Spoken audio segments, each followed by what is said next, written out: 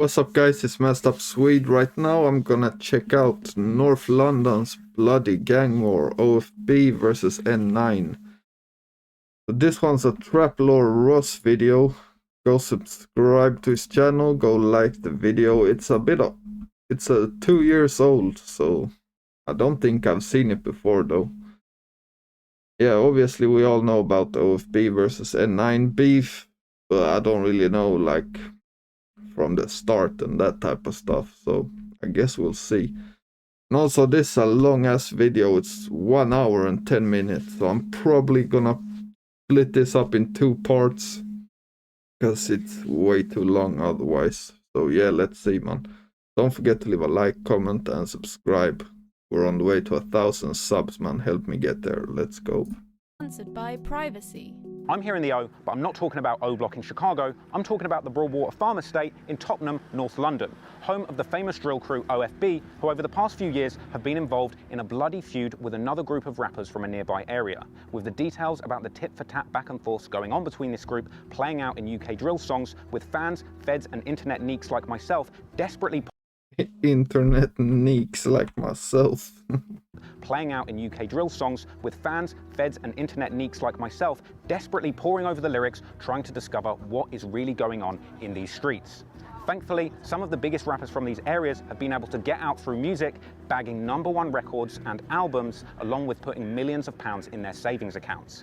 But for others, being real in the music and being real in the streets is one and the same, with some promising young rappers from this area sat in jail today facing multi-decade sentences for crimes they had done in the streets. But that's the reality of life at the bottom in North London. Shootings, stabbings and disappearances, many of which leave the police baffled as to who is really responsible. All the while, drill rappers drop banger songs with numerous hints that seem to suggest what is really going on in these streets. So today, once and for all, I'm going to break down to you guys the true and shocking story of UK drill in North London. Police were called here to the Broadwater Farm Estate just before 1 a.m. this morning to reports of gunfire.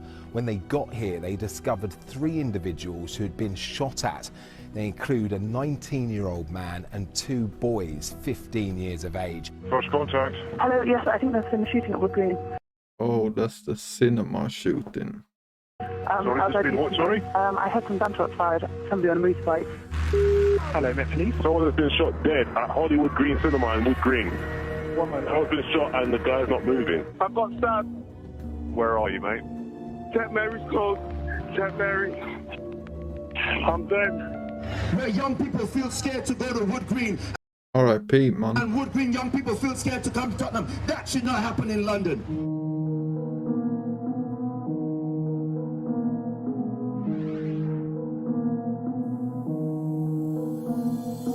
OFB stands for Original Farm Boys. The farm is a reference to the notorious Broadwater Farm Estate, which is based in the N17 postal code. In the 80s, this was one of London's most dangerous estates. And for decades now, gangs have been a well-documented part of life on this estate. This includes the Tottenham Mandem, an infamous crew of Tottenham-based.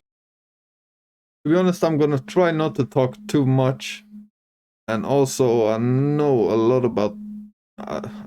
lot of this stuff already, so yeah, I'm gonna try to keep the chatting to a minimal, to be honest. Gs who were being extensively investigated by London's Met Police for decades, specifically Operation Trident, the Met Police's specialised unit aiming to tackle gun crime in the black community. But some people might argue that while trying to tackle gun crime in the community, the Met Police maybe committed a few gun crimes of their own. As Tottenham resident and alleged member of the R.I.P. man. Tottenham Mandem, Mark Duggan, was named by this unit as one of Europe's most dangerous criminals. A few years after the police Oh damn, was he named one of Europe's most dangerous criminals? was named by this unit as one of Europe's most dangerous criminals. That's mad. A few years after the police shot dead an unarmed Mark Duggan in 2011 after receiving intelligence that he was in possession of a weapon. The funeral of a black man shot by the police might imply many things. The police insist Mark Duggan was armed and a direct threat before they shot him in the chest.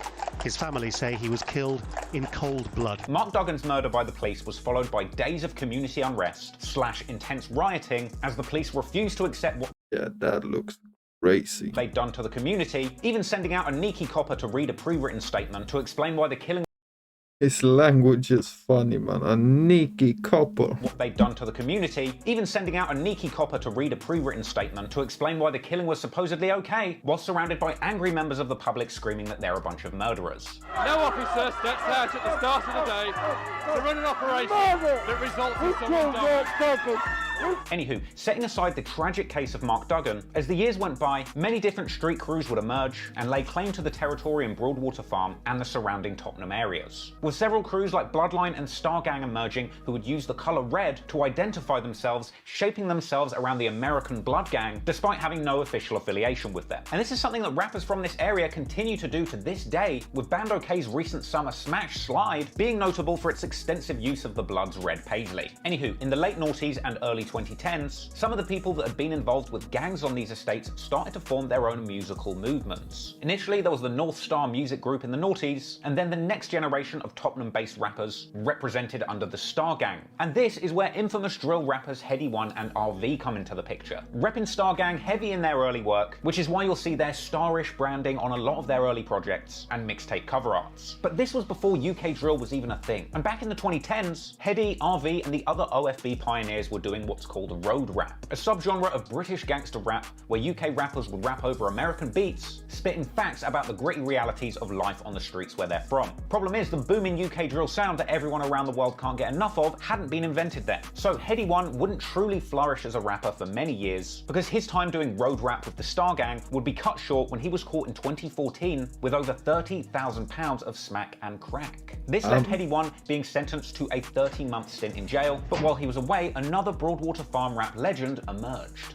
The deep-voiced driller that some people call the original Pop Smoke, Abracadabra. Is this around like the times of like robbery and that? That's like the first song I can remember from Abracadabra. Would pick up the mic and start rapping, releasing his hit song, Yeah, that's what I thought. Robbery. This track would get an all-star That was a banger though. UK remix from British rap legends Krept and Conan, with that remix sitting today at a healthy 26 million views, with Abra evolving beyond the Star Gang moniker that had been popular on the Broadwater estate before, forming the new musical crew Unto Nation. But this was 2016, Right. and around this time UK drill That was like Kush as well, right? was just beginning to find its signature sound. And things would go to the next level musically in 2017 when Heady One was released from jail, reuniting with his day one homie RV, beginning to drop back-to-back drill bangers and freestyles under the collective name OFB. This must have been when they dropped the like behind bars. And there was one song as well I can remember, something with like Juggin or something like that. And the 2017 Tim Westwood Yeah, that one as well. OFB Crib Session freestyle set would introduce fans to a whole raft of rapping OFB members, many of whom would go on to drop classic songs of their own right. This includes people like Low Key and Kush, and waiting in the wings was a lineup of elite teenage drill rappers, just waiting for their opportunity to jump on the mic too, and eventually the world would be introduced to the OFB youngers. People like Boogie B, Band OK, who is actually Mark Duggan's son, Double L's, and SJ. I mean, I swear, I don't know how they keep finding rappers on this estate. It's like Pokemon Gold. I'm out here trying to catch them all. And today it's even more so. And as time went on, we would see more and more OFB rappers introduced to the public conversation. Ispop, Desi, Trapo, Brad, D-Sam. Yeah, exactly. Axe. I mean, I'm sorry if I've forgotten any of you, but there really is a lot of OFB rappers. And I know that some of the ops like to say OFB has too much rappers, but when they're all this talented, I say hell keep them coming. But interestingly enough, OFB aren't the only tough guys around Tottenham, as historically they have been linked to another terrifying group in the area known as NPK, or the Northumberland Park Killers. What do you get if you cross a drop of Irish? Yeah, OFB does have a lot of rappers, man. It's like an academy, man. Nuts. Widen the circle.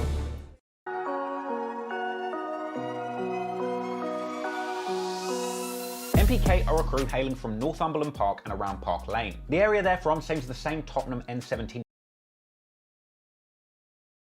postcode as OFB, with Northumberland Park train station only about 10 minutes away from Broadwater Farm on Ped. But another difference with MPK is that they rock purple bandanas instead of red, distinguishing them from the blood-inspired sets in nearby areas. But don't get the colour difference twisted. This group has a long heritage of association with the Red Bandana Tottenham crews, formerly being considered a part of the Tottenham Mandem crew back in... I wonder, this must have been before they started beefing, right?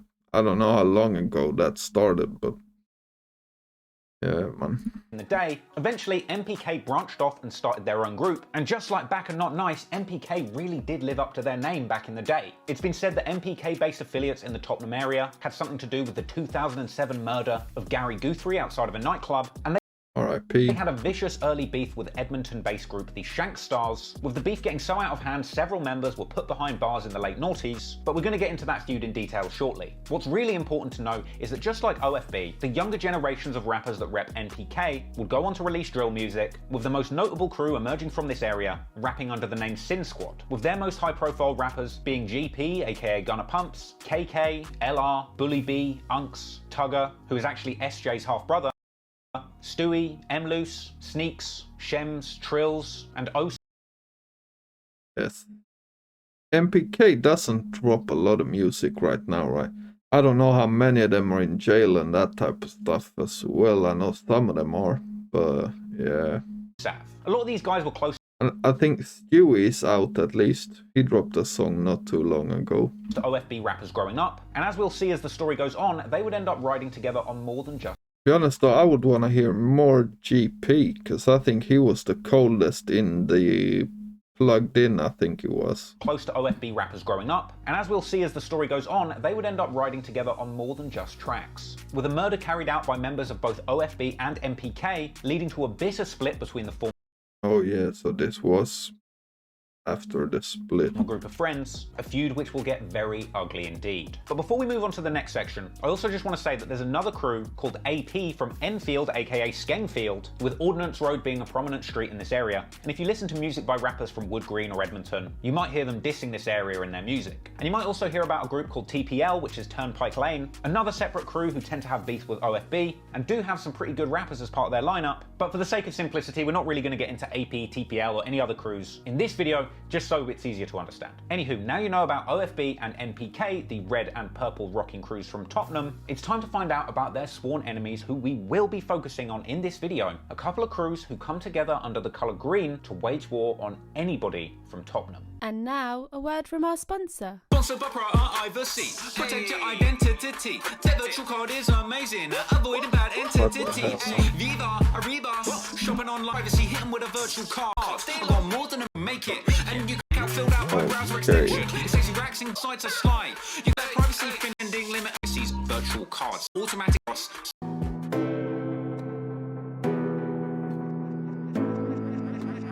Also around 10 minutes away from Broadwater Farm is an area called Wood Green, and the gang that historically runs things in this area is known as MOB, or Money Over Bitches. The Wood Green mob are based in the N22 postcode, which is why they're also sometimes referred to as the 22 or 22 mob, or just the twos, with the important landmarks in the area being the estates around Commerce Road and the Sky City estate, a strange residential complex in the sky built on top of a Wood Green shopping mall. Wood Green is an area historically much more focused on street activity than music. Originating as the Wood Green firm in the 90s, back in the day the youths in this area were much more interested in robbing than drilling or rapping, with a 2002 Wood Green robbery crew getting hit with heavy sentences after a ruthless mugging campaign in 14 years for robbing sounds like a lot still. The area where the court was told members of the gang were willing to pull shanks for as little as £1. That's, yeah, nah, man. You gotta start thinking with your brain if you do that, man. And apparently this crack crew of armed robbers was so good at their jobs that it was reported that street crime in the area went down by a whopping 33%. That's crazy as well, man. After their conviction. Now, the Wood Green mob didn't originally have a feud with groups from Tottenham until the end of the mid-noughties, where a series of tit-for-tat violent clashes saw Wood Green and Tottenham members hating each other. But again, we'll get into that as the story goes on. Ultimately, the young tough guys from Wood Green were pretty fearless and weren't afraid of having beef with anyone no matter where they're from, with the Wood Green mob ending up in violent feuds with crews all over London, including AP from Enfield, 8th from Hornsey, 9th Street, and Hoxton gangs in the N1 postcode, just to name a few. Now, those feuds aren't super important to this story, but there is one big name that is going to be super relevant to what's going to go down in this video, and that name belongs to the infamous Wood Green gang member Lamps, aka Dip Dan. R.I.P. man. aka Dipper Dan, a supposedly feared member that put in a lot of work on the streets for the gang. Story goes, Lamps was a Wood Green bully, with ops in Tottenham and far beyond, apparently living in fear of him pulling up on their block. And hell, if this footage is anything to go by, it looked like he had the police quaking in their boots too. Let's see what we get. But shut up, bruv. Shut up, bruv. Shut up, bruv.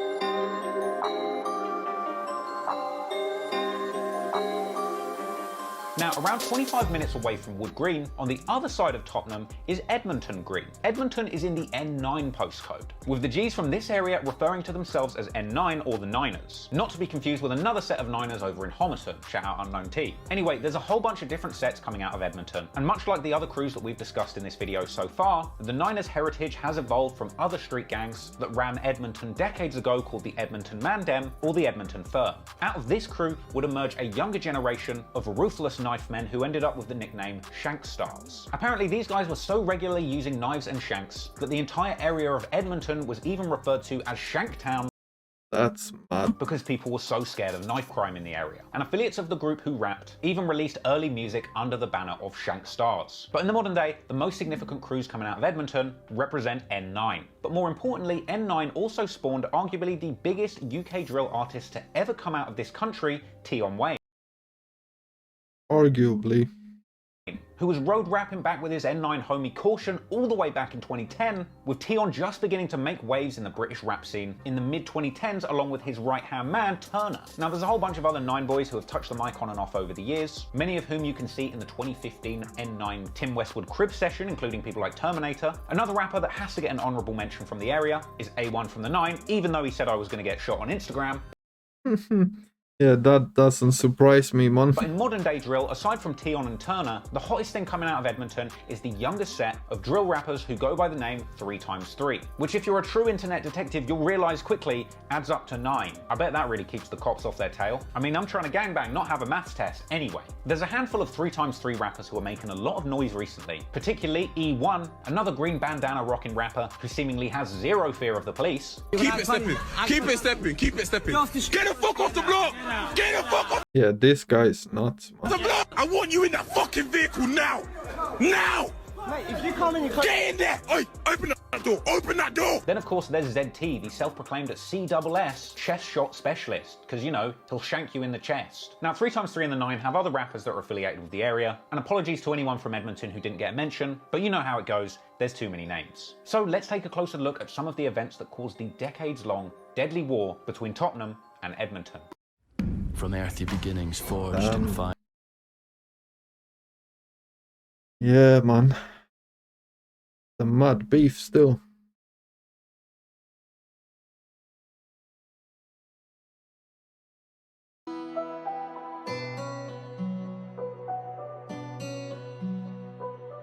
So the war between Tottenham and the Greens has been going on for literally decades. And as a result of the violence spilling out on the streets, like this beat, man. Tottenham and the Greens has been going on for literally decades. And as a result of the violence spilling out on the streets, the feud is very well known to the police. What we do know is there is a long-standing and very violent feud between gangs in Wood Green and a rival gang in the Tottenham area. However, recently with the rise of social media and the popularity of drill music, people on the internet have never been so desperate to find out what's actually going on in the streets between these two warring groups. Many scoreboard videos are floating around the internet claiming to detail the many shootings. Around this time there were a lot of these type of like all posting like scoreboards and every little like sneak this or anything on social media would pop up, and yeah, man. Stabbings that have gone down between specific members of these groups, usually based on rumours from internet forums, but this isn't that kind of video. Instead today, we're going to be taking an overall look at all of the most serious incidents in these areas that at least made it to the news or social media, following along how the war on the street ended up spawning several rappers from each area who would go on to give detail about the beef in the streets in lyrics of their music. Now, much like we've discussed in videos about the deadly gang wars in Chicago and Jacksonville in the past, this beef started as simply as just teenagers from these two different areas having after-school fistfights back in the early noughties, with these fistfights eventually escalating to knife fights, and unfortunately from there it didn't take long for firearms to enter the mix, and soon the clashes between these two groups would become deadly. A big escalation came in 2005 when an MPK member was attacked and stabbed by 4 shank stars at a Texaco gas station, being left with serious injuries. This led to numerous mass brawls and tit-for-tat violence in the area, and so while the MPK and the Edmonton shank stars are warring, so too are Tottenham Star Gang warring with the Wood Green mob. In fact, it was reported that around 20 violent incidents where weapons were used took place between Wood Green and Tottenham in an 8-week period.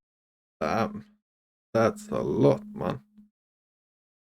That's like every other day or something. Man.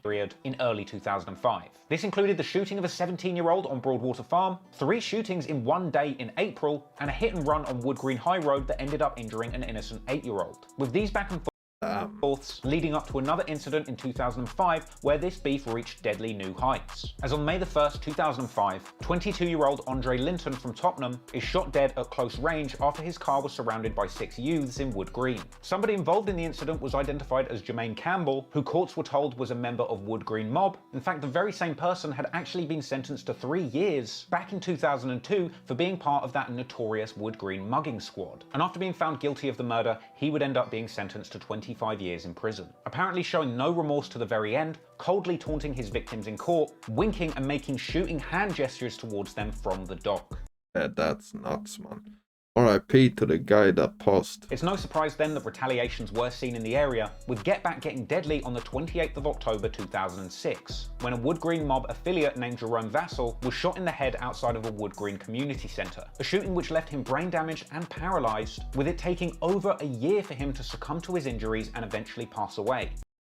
That's horrible, man. RIP again. 8 people were arrested in this incident, but none were charged. At this point, the streets were super hot and the beef between these areas was getting serious. And at a certain point, an alliance forms between the Wood Green mob and the Edmonton Shank Stars. And so, stylized in green, Wood Green to Edmonton Green would become known collectively as Green City, with green bandanas signifying alliances between sets that operate in these areas. Suddenly, their beef with the crews in Tottenham throwing up the red bandanas and NPK rocking purple was looking like some real Bloods and Crips shit, or Grove Street versus the Ballers, actually, if you think about it. In 2007 and 2008, the beef only intensified with more bloody battles between these two groups taking place. This included another mass brawl outside of a Texaco again, of all places. I swear drill rappers are sponsored by petrol stations or something. Anywho, with so much crime and violence spilling into the streets, the battle between Tottenham and Edmonton would eventually reach the police's radar, especially in November 2007, when a massive street fight took place between members of MPK and Shank Stars, where numerous people were left with stab injuries, and the court being told that those responsible went on to rap about the crimes in songs. In the end, the police used DNA evidence to slap heavy sentences on members from both sides, and the increased police attention that was placed on the groups around this time definitely had the block hot for a couple of years. And as these years went by, new generations of tough guys emerged from the same areas, eventually inheriting the beef from their elders, and repeating the cycles of violence seen by previous generations. Mass brawls and stabbings in Wood Green continued through 2008, and with police vowing to put a stop to the violence, cops were trying out new techniques of calming things down, including banning people from their own areas to try and stop violence being committed. In fact, the guy from this article who was banned from Wood Green was another early rapper called G Money. Again, this was back in 2009, when UK rap that was about street goings on was referred to as road rap, and at this point there was way less money or clout in the rap game than there would be later when the UK drill scene had flourished. In fact, around this time, many of the young men associated with these areas begun to dabble with music, releasing road raps of their own. Tion Wayne from the 9 was dropping songs, and the future OFB pioneers like Heady One and RV were dropping Wood Green disses recorded on their block. But it would be nearly 10 years before rappers from both of these areas would be considered greats. And in that time, there would be an insane amount of bloodshed, as individuals would end up being killed on both sides of this beef, and with details about the goings on in the dangerous underworld of North London eventually finding its way into those road raps.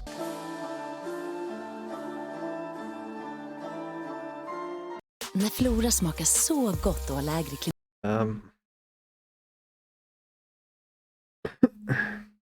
Yeah, I guess it was after 2010. But yeah, I started hearing about this, yeah, probably when drill started popping, to be honest, around like 2016, 17. So I don't know about these like early things.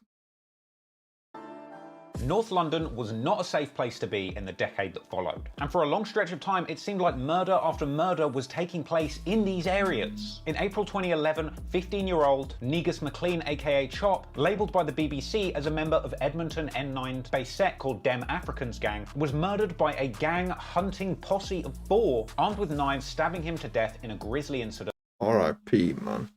That was described in court. 4 people were later found guilty of murder in this case, apparently members of Enfield's EN3 Get Money gang. Another murder in the area, which is rapped about by 3x3 members frequently, occurred at 9:45 p.m. on Monday the 1st of April 2013, when 19-year-old Mohammed Hussein, aka Chicken, was killed by a shotgun blast. Yeah, I've heard that one. On Bounces Road in Edmonton following an argument, with the news reporting the scene as something straight out of an R.I.P. man. old Western movie, with 21-year-old Natniel Tesfaye given a life sentence for the murder, which authorities said was gang-related, with the modern-day rappers from 3x3 frequently rapping that he should be free. Jumping forward to 2015, the blocks in the area were incredibly hot, as a lot of violence played out on both sides of the fence. On the 10th of January 2015, a teenager in Wood Green is murdered in his ends following a knife fight. That same month, an 18-year-old from Tottenham who went by the name Prophet, real name Isaiah Ekpaloba, robbed a home of a member of the Wood Green mob named JD before trying to flee in a taxi. He was chased with a knife by JD and eventually murdered, with JD from Wood Green being charged with the murder and getting life in jail. Yeah, I'm just gonna say R.I.P. to everyone mentioned in this video, man.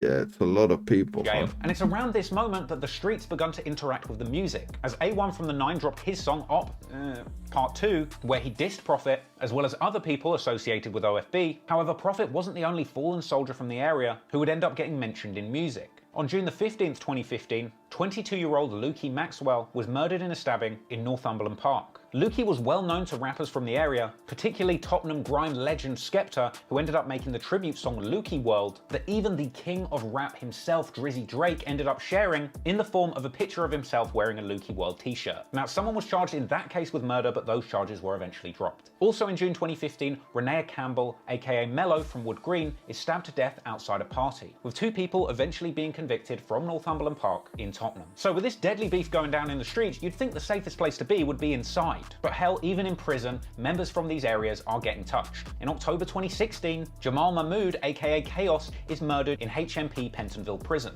being stabbed in an argument allegedly over a parcel of drugs, before being thrown over the railings of the landing, dropping about 30 feet. The alleged killers beat that's crazy, their man. case once again, with the media identifying Chaos as a member of the GMG gang from Enfield. So again, whilst not actually part of this beef, Chaos is another name that would go on to be heavily disrespected by 3x3 members in their raps. In fact, it really seemed like the trend of smoking dead ops on social media was also really taking off in North London around this time. Another AP member from Enfield known as Skengs, apparently the brother of Chaos who was murdered in prison, is seen on social media dissing Wood Green and saying he's smoking Mellow in 2016. I can share the thing mellow to the dome. Then, completely independently of the beef between these two areas, in December 2019, Skengs is murdered by one of the customers he sold drugs to, apparently beating him with a claw hammer and stabbing him to death, then putting the murder weapons and the body in a big sheet that he hid in his attic, with the that sounds mad. crime only being discovered a whopping 8 months later. So this guy had a dead body in his attic for 8 months.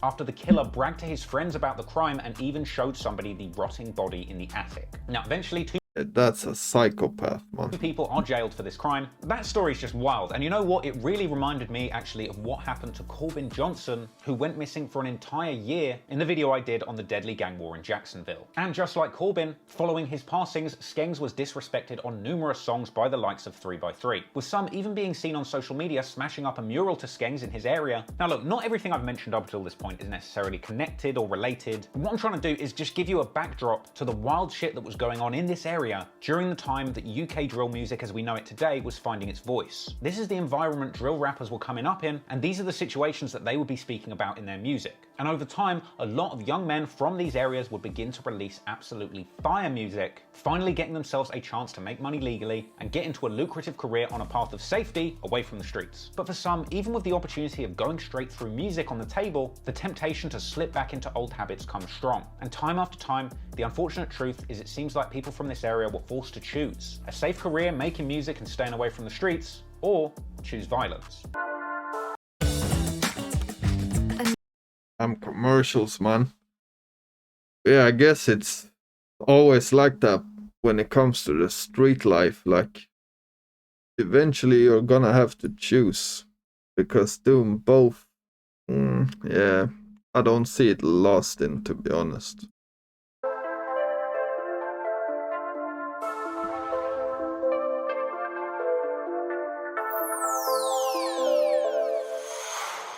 So, whilst the violence is raging in the streets of North London, some of the young men from these areas are trying to find another way out through music. Particularly Tion Wayne from the Nine, who had slowly been building up a buzz and showing constant improvements on the mic, dropping 2 volumes of his Wayne's World mixtape series, the latter of which has the track Get Dough 2, which in my opinion is one of my favourite and very underrated Turner and Tion tracks. Hope they drop a part 3. Anyway, in my opinion, at this point, Tion Wayne was carving out a very special and unique place in UK rap. So this was way before UK drill had really kicked off, and Tion, to be honest, I don't really know of any like really early Tion Wayne songs. I don't think so, at least. Maybe some of them will pop up here, but was kind of making these definitely not this early anyway. Tracks that sat somewhere kind of between road rap and R&B rap, kind of singing about girls with like a little bit of Afro beats influence in there. He was doing his thing, and his 2016 track Me or the Lifestyle is a prime example of what I'm talking about. You know, it's sort of a love song about finding a girl that you can trust, but set to a backdrop of kind of street shit. It's good stuff. However, the unfortunate truth is, as Tion's buzz was reaching new highs, with him booking shows around the country, even opening up for Rick Ross at one point, sadly, after one of these shows, Tion Wayne would be confronted with a moment of madness, and in a split-second decision, he would choose violence and end up losing everything he had worked so hard for up until that point. As on March the 4th, 2017, Tion Wayne was arrested for a fray after taking part in a mass brawl. Oh yeah, that's why I haven't heard any. Because when drill started, he went to jail and then he came out. Yeah, I don't know when, I guess we'll see. And stamping on some guy's head outside of a nightclub concert in Bristol. An incident which was captured on CCTV video, but is definitely too raw to show you on YouTube. Anyway, it's said that around 100 people were fighting in the street, some were armed with weapons and others were even swinging the barriers around. For his role in this incident, Tion Wayne ended up being sentenced to 16 months in prison. Okay. And he would later rap on his #1 song Body, "When I punch man it's grievous, they played back the CCTV when I banged." Yeah, I remember that line. And in my defense said Jesus. So for the majority of 2017, Tion Wayne was gone, and the momentum that he had been building up in the rap game slammed to a halt too. Ironically though, as Tion was going in, on the territory of his rivals over in Tottenham, the 30-month sentence that Headie One got in 2014 for dealing drugs was coming to an end. In February 2017, Headie One gets out of jail and quickly releases his fresh home song Losses and Winnings, quickly hitting the ground running with his day one homie RV, with them doing up a whole bunch of this one is a classic, man. fire freestyles as a duo. They released a joint mixtape, Drillers and Trappers, in July, and throughout the rest of 2017, in the absence of Tion Wayne, RV and Headie One are making some serious waves in music. And not just as a duo, because Headie is putting in that work solo, truly trying to make a name for himself. His Street Heat freestyle was legendary and got people excited to hear more solo I don't really remember this one, to be honest. hits from him, and in October 2017, his solo banger Live from the T drops and doesn't disappoint fans. So with Headie picking up that heat in the streets, the UK drill scene begins to get more and more popping. And it's not just OFB making progress with the music too, because at a certain point, the Wood Green members decide to get in on the action too. In October 2017, Lamps from Wood Green, along with his homies Rams and Rids, released their drill song No Lies, containing numerous lyrics where Lamps disses NPK rivals, with this track being followed with the song Looking for Who, another track where Lamps from Wood Green says that he's regularly stabbing people from the N17 code. And so, with the feud between these areas getting more and more public and finding its way into music, that feud would eventually once again spill out into the streets. And at the start of 2018, there would be a series of high-profile clashes between members of these crews. On the 26th of January 2018, Headie One is attacked by Wood Green members after yeah, I remember Playing a this. show at Bedfordshire Uni not far from London. Here, he's confronted by Wood Green members outside of a university accommodation where he's basically threatened, dragged around, beaten and kind of chased off the campus, all the while tucking his hand into a man bag as if he has a weapon, but one is never produced. But what's even more shocking than the incident itself is the brazen way those that carried it out filmed the entire thing and posted it up to Snapchat. Once it was up, the footage was circulating quickly amongst the drill community, and people were clowning Heady One heavily for catching what was perceived to be a bad violation. But the disrespect wouldn't last for long, because that can happen to anyone though. It doesn't matter how bad you think you are, that can happen to anyone, man. As Heady One himself said, this L would soon turn into a W, and the very next day a shooting went down in Wood Green, where a 19-year-old man was hit, but he fortunately survived. And in the immediate aftermath of the shooting, OFB member RV is seen dissing the Wood Green ops on Snapchat, seemingly referencing this incident. Apparently even going as far as to drive past the crime scene afterwards, posting a clip on his Snapchat along with some Kermit emojis. Heady also tweeted after this, saying first half he got set up by a girl, second half excellent finish. I guess suggesting that a point had been scored and that they were even now. 3 people were arrested under investigation following this incident, but no one was ever charged. But more importantly, also within a day of this supposed get back, Heady One and RV would jump back on the mic, releasing the biggest drill song of the year, the classic Know Better. The song is all about Heady One basically suggesting that he did indeed have a gun with him that day in the bag, but that he knew better than to pull it out with the Oh damn, I haven't really thought about that line, to be honest, man. ops filming him on Snapchat, going on to suggest that the ops should have known better than pulling that stunt on him, with numerous lyrics suggesting that the shooting that took place the next day was related to the incident, but stopping just short of incriminating himself by replacing any specific details with the ad-lib shh.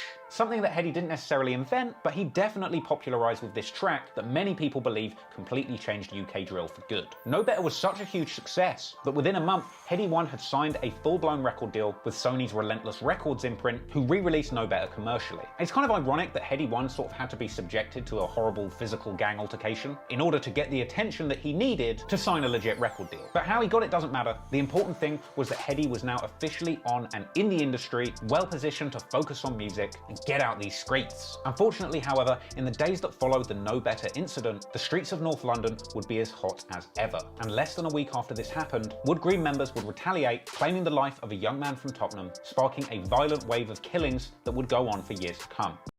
Märta tänker på ingenting. Yeah, Know Better is a classic though. 100%.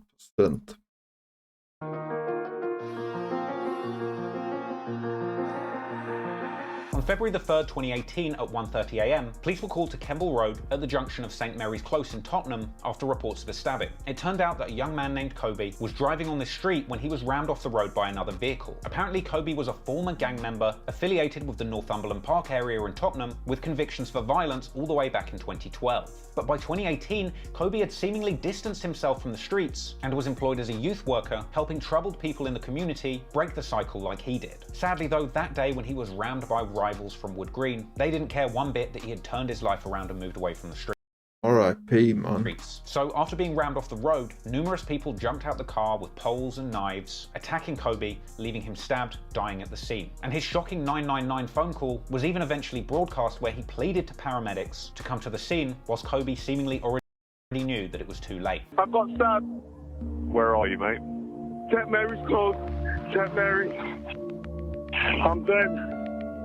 DNA evidence was found in the car on both the airbags and seatbelts, linking multiple Wood Green mob affiliates to the crime, with the suggestion that Lamps from Wood Green was one of the people who had jumped out of the car, attacking Kobe, and another man named Neron Quarty, who was labelled by police as the driver. He was picked up by police and gave a full no-comment interview. Were you one of the guys with a knife in his hand stabbing him? Were you one of the ones holding him while he was stabbed? Did you murder Kobe?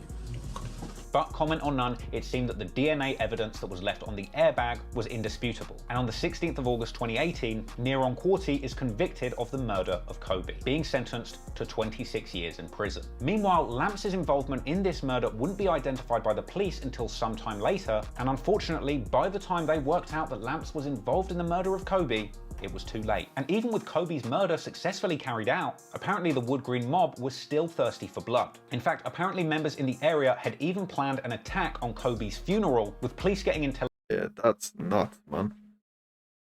I mean, we've seen that. I don't know when that shit happened, but that shit with T-Scam as well, shooting up a funeral here, that shit's crazy. And intercepting the crew in an insane police chase that was even caught on camera, with the cops ultimately foiling the planned ride out on the funeral.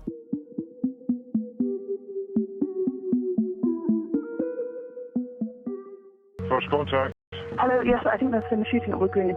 I heard some gunshots fired, somebody on a motorbike. Just over a month after the murder of Kobe, late at night on the 7th of March 2018, Lamps posted his location on Snapchat, seemingly gesturing for his ops to come and pull up on him. And he had shown Yeah, I don't understand why you do that, man. quite clearly for the whole of North London to see that he was chilling outside the McDonald's at the Hollywood Bowl Entertainment Complex in Wood Green. Now, we already know that Lamps was known to have numerous enemies from all over London and a feared reputation in the area. And for those that wanted to cause him harm, this would be the perfect opportunity. And after getting the drop on Lamps, two unidentified individuals pulled up to the area on a moped, arriving at the Hollywood Bowl in Wood Green and spinning the block twice. On this ride, they seemingly caught Lamps sat with a group of people in the stairwell of the View Cinema in this complex. And for a moment, it even looked like Lamps was running towards the door ready for action, perhaps not realizing just how dangerous those people on that moped were. Because when Lamps approached the glass door leading out of the cinema, he was immediately shot in the head through the window. This shot was fatal, and Lamps was left dead at the scene. And Lamps' final moments were captured on CCTV, as well as amateur footage of emergency services trying to revive him at the scene, which once again is far too shocking to show you on YouTube. Anywho, after the shooting, the cinema was taped off,